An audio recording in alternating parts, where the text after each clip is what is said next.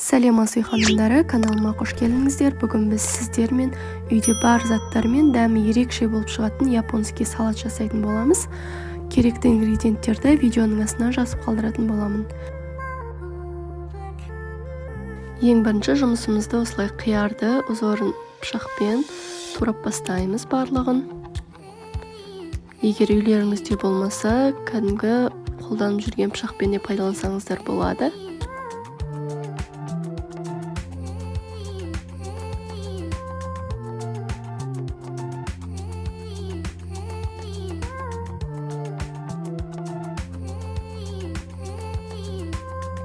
Мінеге қиярымыз турап болдық. Енді оған жарты ас қасықты тұзымызды қосып, жақсылап араластырып алып қоямыз.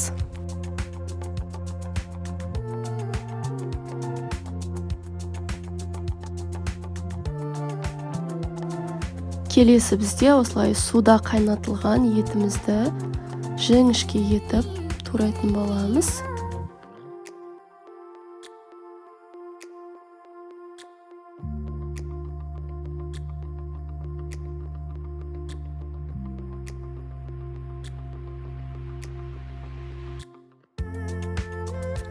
Неге осындай формада болуы қажет. Келесі біз сарымсақтарымызды алып, осылай майда етіп турап шығамыз. Оны етіміздің үстінен қосып,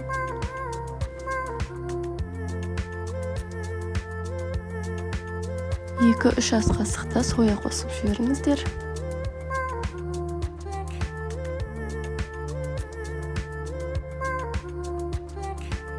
Одан соң тұзымызды қосып, жақсылап араластырамыз.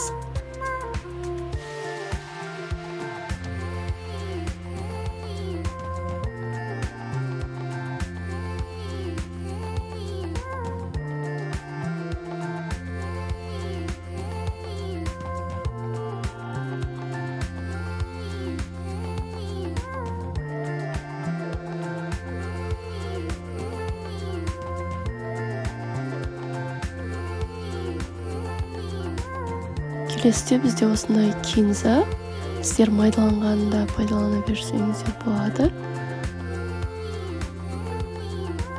Енді 2 ас қасықта сұйық майымызды қосып жібереміз.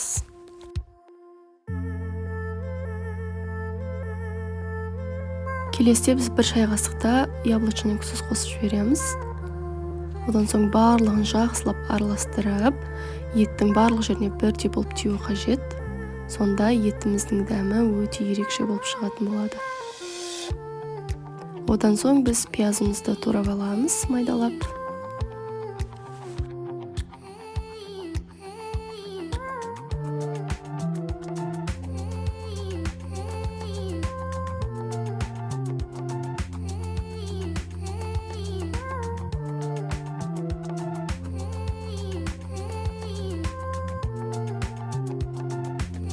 Келесі бізде осындай тәтті бұлғар бұрыштары.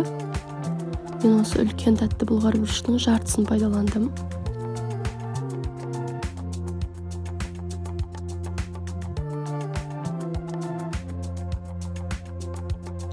Жіңішке ұзын етіп, әдемілеп турап шығамыз барлығын.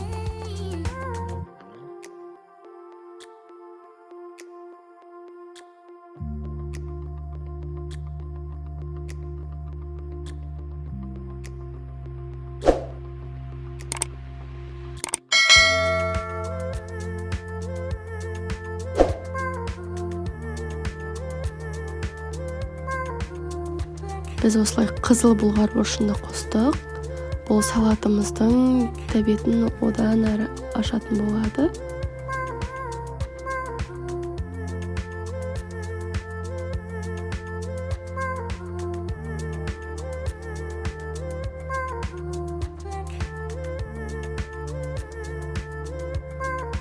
Бізде ендігі кезекте помидорларымызды осылай ішін аламыз, өйткені біздің салатымыз сулы болып кетпеу үшін осылай сыртын ғана турап шығамыз, жіңішке етіп.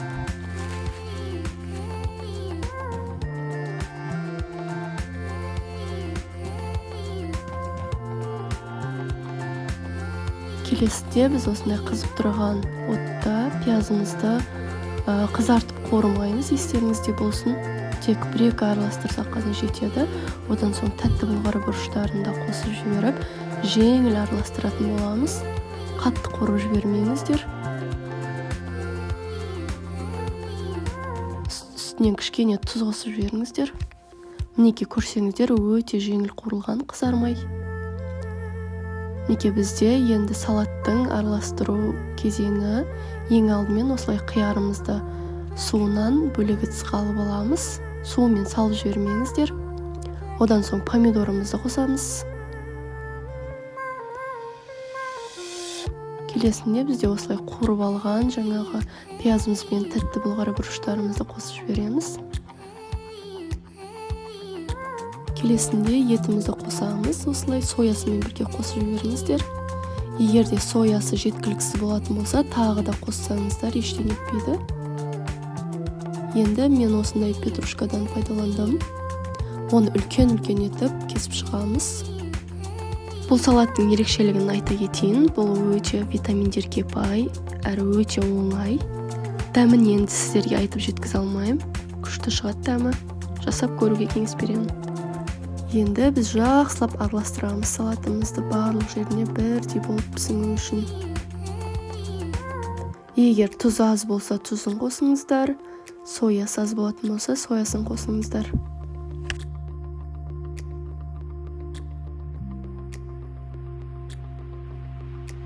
Мінекей салатымыз дайын болды. Көргендеріңізде өте дәмді, өте әдемі болып шығады. Дастарханыңызға ұялмай қойсаңыздар болады. Егер сіздерге видео ұнаған болса, каналыма тіркеліп, қоңырауша белгісін басып қойыңыздар. Лайк және комментарий қалдыруды ұмытпаңыздар.